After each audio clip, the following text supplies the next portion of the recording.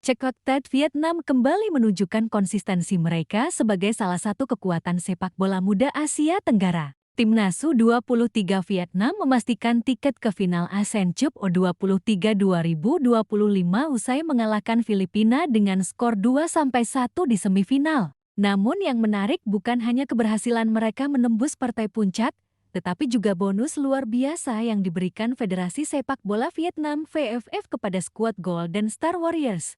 Sebagai bentuk apresiasi atas penampilan impresif tim asuhan pelatih Kim Sang-sik, VFF mengucurkan bonus sebesar 1 miliar dong Vietnam setara dengan sekitar Rp6025 juta kepada seluruh pemain dan staf pelatih. Langkah ini menunjukkan betapa seriusnya Vietnam dalam mempertahankan supremasi mereka di level U23. Final kontra Indonesia yang digelar di Stadion Utama Gelora Bung Karno GBK, Jakarta, Selasa 29 Juli tahun 2025 pukul 20 WIB, bukan sekadar laga biasa. Ini adalah pertarungan harga diri, laga yang mengusung ambisi, sejarah, dan gengsi dua kekuatan sepak bola muda Asia Tenggara. VFF menyadari betapa pentingnya duel ini. Karena itu, bonus besar bukan hanya simbol penghargaan, tetapi juga alat motivasi. Dengan keberhasilan mencapai pertandingan final, pelatih Kim Sang-sik dan timnya mendapatkan hadiah sebesar 1 miliar VND dari VFF. Tulis media Vietnam, 1247. Ini akan menjadi motivasi besar bagi seluruh tim untuk mempertahankan gelar juara dan menjuarai turnamen untuk ketiga kalinya berturut-turut.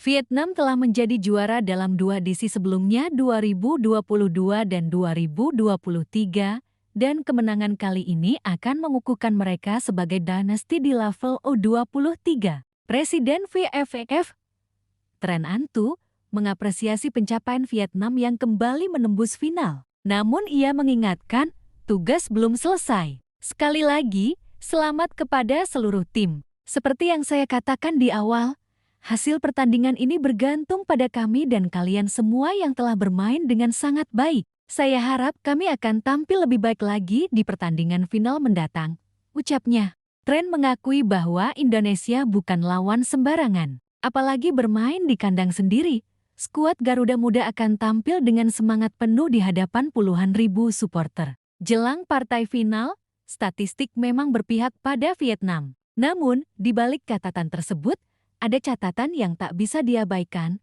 performa apik dan kejutan yang dibawa Gerald Van den Burg bersama timnas U23 Indonesia. Skuad Garuda Muda sukses menyingkirkan Thailand di semifinal melalui adu penalti dramatis, membuktikan bahwa mereka bukan hanya tim yang solid secara taktik, tetapi juga memiliki mental baja. Bagi Indonesia, ini adalah kesempatan emas untuk meraih gelar Asian Cup U23 untuk kedua kalinya. Sementara bagi Vietnam, mempertahankan gelar untuk kali ketiga berturut-turut akan menegaskan status mereka sebagai raja sepak bola muda Asia Tenggara. Atmosfer laga dipastikan panas.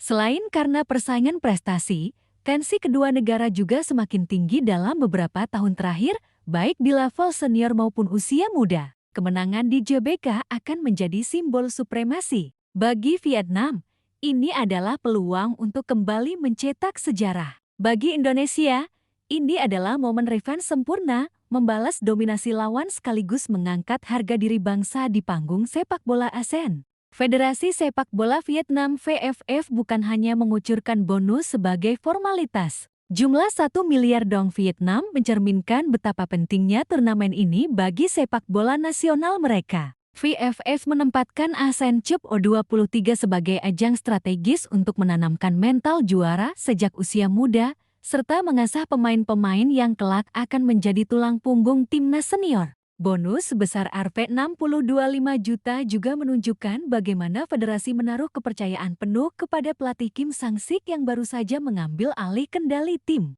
Meskipun sempat menuai kritik di awal turnamen karena gaya bermain yang pragmatis, pelatih asal Korea Selatan itu perlahan membuktikan bahwa sistem yang ia bangun mampu membawa hasil. Kami percaya bahwa setiap kemenangan harus dirayakan, tetapi lebih dari itu, kami ingin setiap pemain merasa dihargai. Ini bukan hanya soal uang, tetapi tentang kebanggaan dan pengorbanan mereka untuk negara, ujar salah satu perwakilan VFF dalam konferensi pers di Hanoi. VFF juga telah menyiapkan bonus tambahan jika Vietnam mampu membawa pulang trofi ketiga mereka secara beruntun. Sumber internal menyebut bahwa tambahan bonus hingga 1,5 miliar VND sekitar Rp90 juta akan menanti jika Kim Sang-sik mampu mengalahkan Indonesia di final. Laga final di Stadion Utama Gelora Bung Karno tidak hanya menyajikan pertarungan dua tim kuat, tapi juga konfrontasi dua filosofi bermain yang sangat berbeda. Vietnam di bawah Kim Sang-sik sangat identik dengan struktur permainan yang rapi.